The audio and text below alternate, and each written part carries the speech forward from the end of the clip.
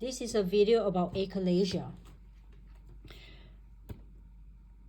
Here's a normal anatomy where you have a swallowing tube coming down, your esophagus becoming your stomach. At the bottom of your esophagus, there's a sphincter. When you swallow food, two things happens.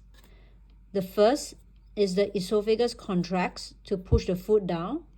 And the second thing is that this muscle or sphincter relaxes to let food come through. In achalasia, you lose both function. So your esophagus does not contract, and the sphincter at the bottom of your esophagus is very tight. It doesn't relax. So for achalasia surgery, our goal is to relax this sphincter. The surgery will not be able to bring back the contraction of esophagus. We can only relax the sphincter. There are two ways to do this surgery.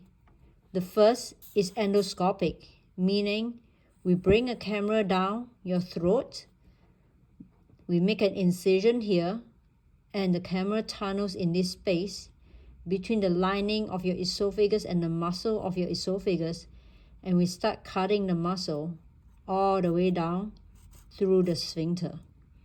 So that relaxes it. The other way to do surgery is by doing a halar myotomy. It's the same thing, except we do it through the abdomen. So here's your abdomen, here's your navel. We do 5 incisions. We come on in with the robotic equipment, and we make an incision to cut the muscle this way. So if this is the esophagus, the muscle comes around, we make a cut to open it up, and this goes for a good distance. Typical distance is about 7 centimeters, and we got to make sure it goes past this sphincter at least 2 centimeters below the G junction.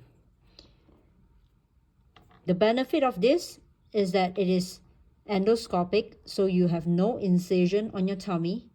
Recovery is less. No weightlifting restriction after the surgery. And because we are starting out through the mouth, we can make a much longer cut high up. This is more beneficial for certain types of achalasia, specifically type 3 achalasia, or patients with jackhammer esophagus or hypercontractile esophagus.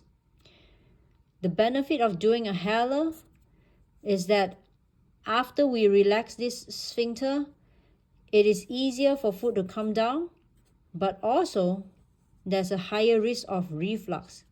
That goes to say that's the same for the poem.